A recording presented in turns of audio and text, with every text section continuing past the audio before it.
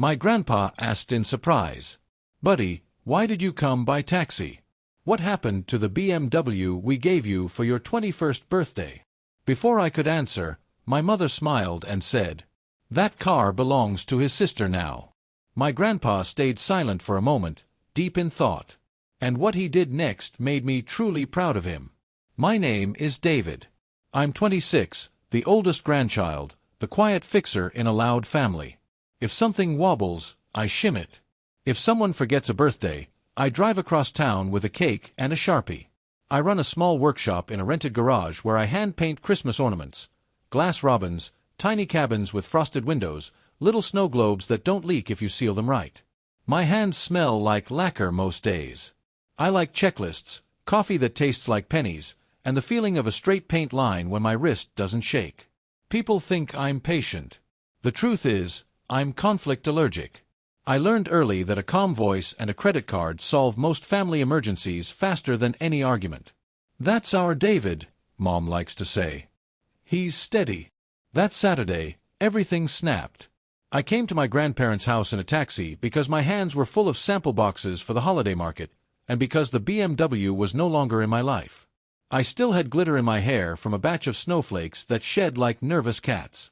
I was halfway up the porch, juggling a box with my knee, when Grandpa opened the door in his sweater vest and said, warm and surprised, "Buddy, why did you come by taxi? What happened to the BMW we gave you for your 21st birthday?" I froze. The screen door sighed on its spring. In the hallway mirror, I saw myself, tired, smudged, looking like the kind of guy who would say, "It's fine. It's nothing. Don't worry." Before I could answer, my mother stepped out from the dining room with a bright, practiced smile that meant she'd already decided the story. "That car belongs to his sister now," she said, like it was a punchline we'd all enjoy. The room changed temperature. My uncle stopped chewing. The old clock in the foyer got very loud. Grandpa went very still. He looked at Mom, at me, back at Mom, like he was reading labels on cans he didn't remember buying.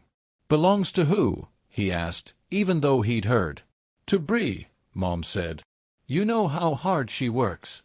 David hardly drives. He just paints little balls." She made a soft ha-ha sound, the kind that pretends to be kind. My uncle snorted. "Mom," I said. My voice did a thin, embarrassing thing. Bree poked her head around the corner with a straw in her water and a ring-light reflection in her eyes. "It's just logistics," she chirped. "I have meetings." Grandpa rubbed his jaw once, the way he does when he's doing math. He patted my shoulder, gentle. "Come in, son," he said, and led me to the table. He didn't argue. He didn't raise his voice. He folded his napkin and, in that same polite tone he uses with contractors who overbid, started asking questions. I wish I could tell you I said something sharp. I didn't. I slid into the chair next to him and pressed my thumb into the cardboard of a sample box until I felt the edge bite skin. I took a breath and tasted metal. The first question was simple. "When did the car start belonging to your sister?" Grandpa asked. "Dad," Mom said, warning in her voice. "Let the boy speak," Grandpa said. Then he looked at me. The truth crouched in my chest. I could feel it scratching. "I don't know," I said. "It just happened." And that was the worst part. It had just happened, so many times before. People romanticize family business. They picture cinnamon in the air, a bell over the door, cousins laughing as they tie bows. In my family, business is the word you use when you need David to swipe his card without asking questions. I started David Works Ornaments at 19 after a seasonal job packing craft kits. First paycheck, I bought a used airbrush with a temperamental trigger and a box of misprinted glass bulbs, cheap from a closing party store. Nights, I watched videos about hand lettering. The first Christmas, I set up a folding table outside a grocery store and froze my face off while painting. Ava, Logan, Coach Ben. Names I still remember because those people stopped and smiled at a kid doing careful work. By 21, I had regulars, teachers who returned every year for class sets, couples who ordered a tiny version of their house with the right number of windows. The BMW was Grandpa's idea. He said, "A craftsman needs reliable wheels," and marched me to a dealership where he ignored the shiny stupid cars and picked a sensible used sedan with good brakes and a trunk big enough for market racks. He shook the sales guy's hand and said, "This isn't for show. This is for work." He handed me the key with that practical pride that's warmer than any speech. Mom smiled for the photo. Later, the smile cooled, not because she disliked me having a car, but because she wasn't driving the moment. "We keep things balanced," she said. "Family equity." Balanced in our house meant, if David has a tool, it becomes community property. If Bree has a platform, it becomes family identity. Bree is 22, charismatic, and as Mom says, front of house. Translation: she posts things. She talks into cameras like they're people, and people talk back. Once in high school she got a free pair of leggings for a brand shout-out, and you would have thought she discovered penicillin. The creep started small. Bree needed a ride to a collab. Bree needed to borrow the BMW just for the weekend. Mom needed the business debit card for a little ad spend to help everyone. She asked for logins, so I can support you with marketing. I said yes because saying no in our house felt like slamming a door in a library. Everyone hears, everyone acts offended. Then came the first loan. Mom called while I was sealing a dozen tiny reindeer. "Honey," she said in her sugar voice, "your father's hours got cut this month. Could you front the mortgage? Just until the tax return." I did it. $1, $800 plus fees. The next month, just this once for utilities. Then we'll square it when Bree's brand deal hits.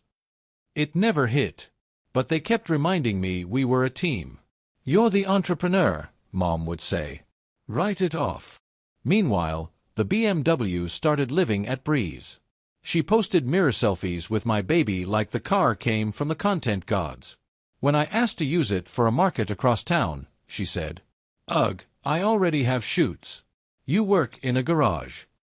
She said it without malice, like weather, like announcing it might rain. When I pushed harder, Mom sighed like I was unreasonable.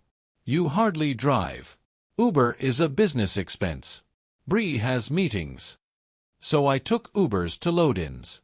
I hauled boxes in the trunks of drivers who looked at me like I was building a nest. I told myself not to be petty. I poured the resentment into holly leaves and clean lines. I promised myself Christmas would fix it, sales would spike, the numbers would excuse the fog. The fog thickened. Charges hit my card I didn't make, $2.49 for a promoted post package, family growth. $119 for influencer boost. $87 here, $63 there. My business card was linked to a family marketing account Bree set up. When I confronted her, she blinked. "The brand has to grow." "What brand?" I asked. "The brand is me painting until my shoulders hurt." "Don't be selfish," Mom cut in from the doorway. "Your sister's bringing eyes to your little shop. That's priceless." I started tracking everything, a spreadsheet at 2 a.m., breath fogging in the cold garage because the space heater kept tripping the breaker. Line by line. Mortgage transfers, ad charges, gas for a car I didn't have, gifted inventory for Reach, refunded custom orders Bree promised on my behalf, because we need to be generous for audience trust. I added it twice because I didn't believe it the first time. The family chat is called Hearth and Home, which is funnier if you like paying. Mom announced Thanksgiving plans. Everyone contributes $300 for catering. Bree can't. She's investing in content. David will cover for her. He also owes us for the car insurance. I typed and erased 10 responses. Finally, I wrote, "I've covered a lot. I need the BMW back. Also, please stop using my card." Mom replied instantly, "Ungrateful. Your grandpa gave that car to our family. We decide what's best." Bree dropped a heart on Mom's message and a selfie captioned, "On the grind." Dad sent a thumbs-up emoji, the universal sign for, "I don't want to be here." That week my bank pinged overdraft. My shop rent auto-debit hit after another ad charge cleared. I slept on the workshop floor that night because going home felt like losing ground. I listened to the office clock tick and made promises to the ceiling. This is the last time I carry everyone. I will say something. I will. 2 days later, Grandpa's table, roasted chicken, soft rolls, peas with butter that taste like childhood. He passed the peas and said, like asking the weather, "So, the car." Mom jumped in. "Dad, don't make this a thing." Grandpa smiled in a way that didn't move his eyes. "I'm just asking for the story." Bree stirred her water with a straw. "It's simple. I'm using it more." Grandpa looked at me. "And you, son, do you agree it's simple?" The only word that came out was small but solid. "No." It didn't fix anything, but it changed me. The next morning Mom added me to a new chat called Holiday Strategy. It had color-coded cells and percentages that looked like a ransom note. Mom, family booth this year. Bree Films, we produce. Dad manages logistics. Profit split, 60% Bree, marketing, 20% family fund, house bills, 20% David, materials. I stared until the numbers blurred. There it was, theft dressed as teamwork. My booth. My products. I pay for help, and I'm not giving 80% away. Mom, we raised you. Bree also needs the Square Reader. I connected my account so payouts hit my wallet quickly. Easier for everyone. Easier for everyone except me. I didn't argue in paragraphs. I opened a new tab and started a list titled Everything I've Paid For. It was longer than I could hold in my head. The total sat there like a dare. And that's when the ground shifted under my feet, and I realized I could either be the bank or the business. I couldn't be both. I called Grandpa. "I need advice," I said. My voice sounded borrowed. "Come over," he said. No questions.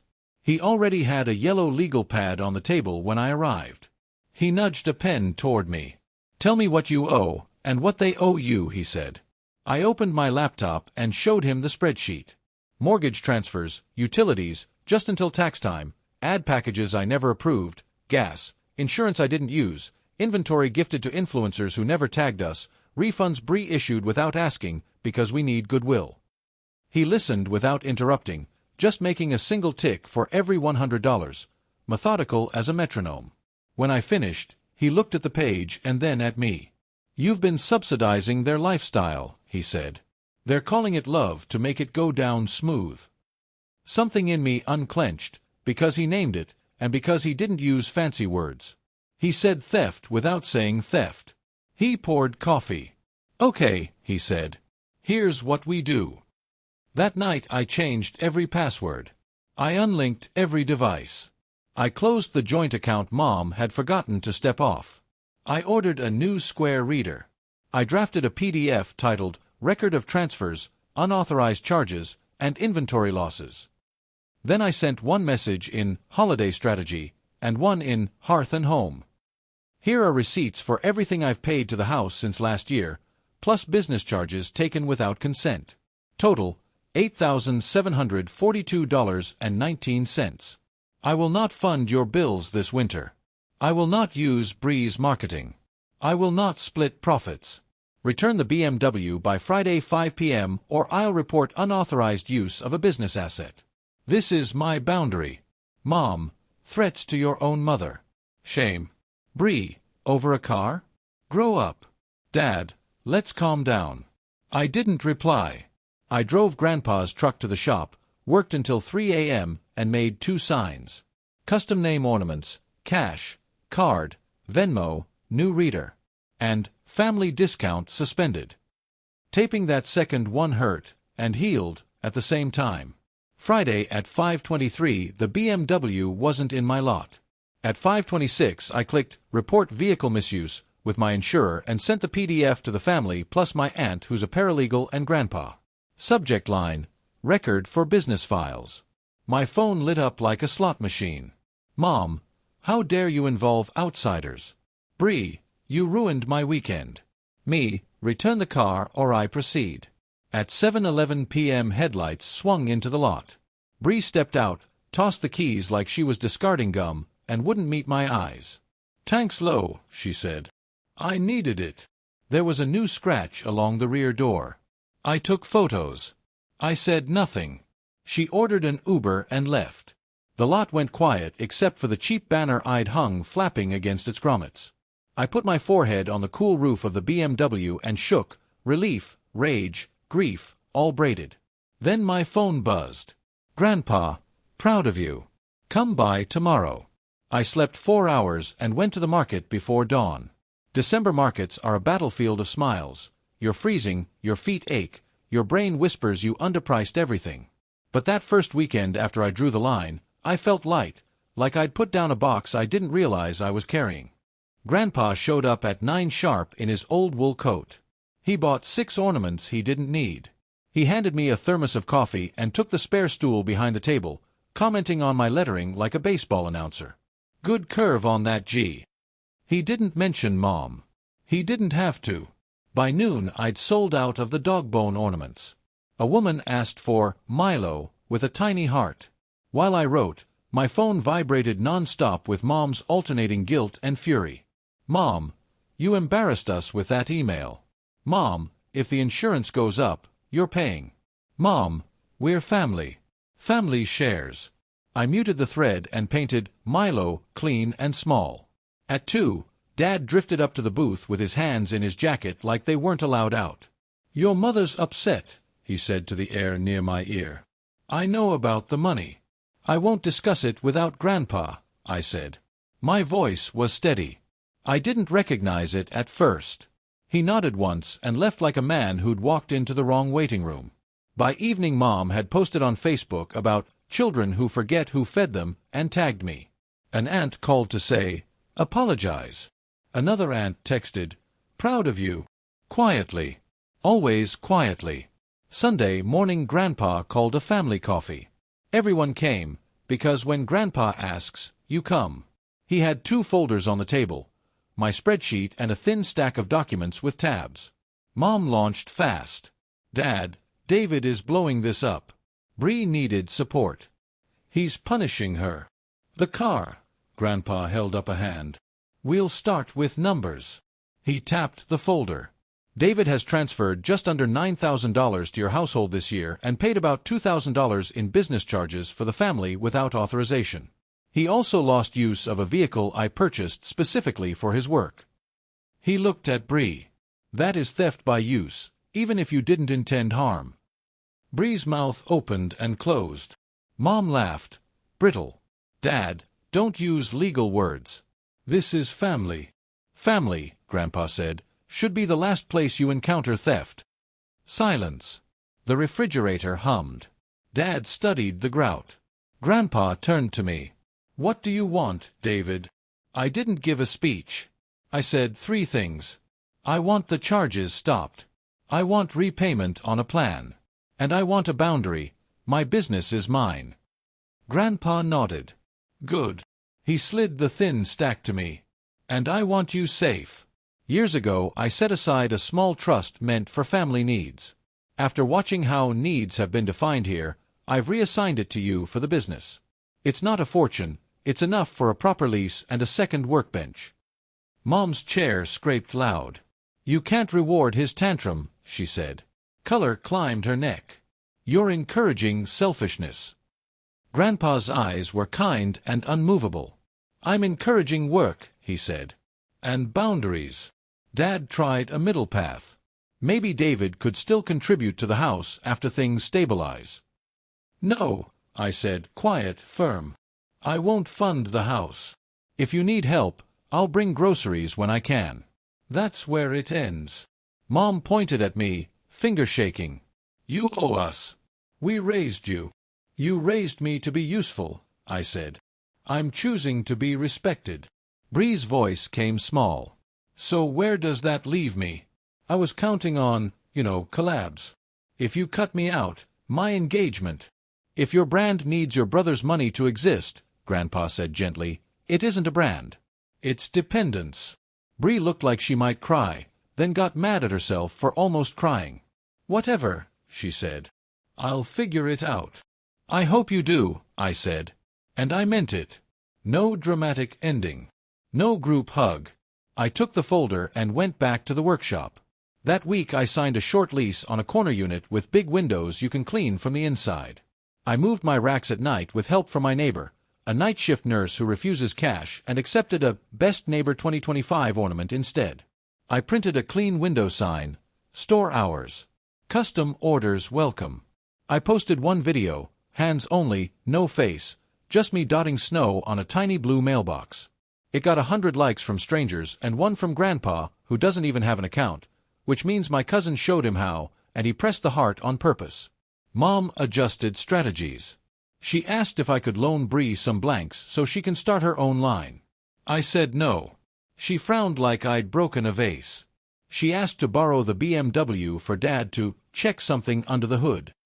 I said the car stays in my lot with a steering wheel club lock. Dramatic, she said. Okay, I said. And that was the whole conversation. A local paper ran a tiny piece on holiday makers. They photographed my hands because my nails are permanently silver, and the reporter thought that was atmospheric. The caption read, "Small shop, steady hands." Grandpa clipped the article and stuck it on his fridge with a tomato magnet. He pointed to it every time I visited, like it might change size if we believed hard enough. On Christmas Eve I closed early and took a box of seconds, paint smudges and crooked hats, ones I'd never sell, to the senior center. The manager cried and said, "These are perfect to us." On the way home I drove past my parents' house. Through the window Bree filmed by the tree, smile wide, lights perfect. For a second I ached. Then I kept driving. I had cocoa to make and a shop to open in the morning. January was quiet. Quiet is how you hear yourself think. I used the trust to fix a leak, buy a proper spray booth, and hire a high school kid named Jess for afternoons. Jess labels straighter than I do and tells me when my display looks like a dad's shelf, which is apparently an insult and a compass. We laugh a lot. Mom still sends occasional probes. Family dinner, bring ornaments. I don't go. I reply, can't, shop hours, which is true and also boundary language. Sometimes she replies with a thumbs down. Sometimes nothing. Dad came in twice and bought Fisherman 1989 ornaments with cash. He stood like a man on a boat he didn't trust. "Your grandpa's proud," he said. "He says you did right." I wrapped the boxes and said, "Good." Bree posted a rebrand video in February. Lifestyle, thrifting tips, apartment resets. She didn't ask for blanks again. She came in once, bought a tiny camera ornament for a friend, and paid full price. We didn't hug. We didn't fight. We were just two adults at a counter. It felt like a start. Customers started telling me their own boundary stories while I lettered names. A nurse who stopped paying her brother's tickets. A son who reclaimed a pickup used as a family Uber. A grandmother who said no to being the holiday ATM. They left with ribbons and lighter shoulders, like the ornament weighed something before it weighed nothing. On a Tuesday, Grandpa sat in the back with a crossword and said without looking up, "Work is long but honest." That beats applause. I kept painting and realized I was breathing easier than I had in years. Boundaries look mean to people who benefit from you having none. They call your no a betrayal. They say you've forgotten where you came from. They make being used sound like being loved. I used to fall for that. I don't anymore. Saying no didn't shrink my life. It made room. I sleep. I eat food on plates instead of over a trash can in the garage. I stop by the senior center with a small box of not perfects every month. Jess talks about math tests and playlists while she packs. I call things what they are. I say, I can't do that, and I don't explain like a hostage negotiator. My relationship with Mom is accurate. She invites, I decline. When we talk, I keep it on the weather in her garden. When she tries to slide money into the sentence, I step over it. Dad hovers between us like a moth trying to pick a lamp. Bree is figuring herself out on camera. Good for her. What Grandpa did after that quiet moment at the table was more than paperwork. He didn't rescue me. He stood beside me while I rescued myself. He looked at me like I was already a man doing a hard, ordinary thing. And that look made the ground under my feet feel real again. I thought love meant paying any bill with family scrawled in the memo. Now I think love looks like a chair pulled up beside you and hot coffee while you make a list of what you can and cannot give. Love doesn't spin what isn't offered. Love doesn't rename theft to make it palatable. I make small, breakable things that somehow last. I will help when I can, gladly, freely, with both hands. But I won't be anyone's bank. I won't be guilt into sponsoring the version of me they prefer, a silent wallet with paint under his nails. I won't let myself be used again. That's the line. It's not moving. And if someone calls that selfish, fine. I know what it costs to say yes to everything. I like what my no has bought me better. Time, quiet, steady hands, and a life that finally feels like it's mine. If this story hit home, drop your city in the comments so I know I'm not the only one who had to draw a line. Like, share, subscribe. See you in the next one.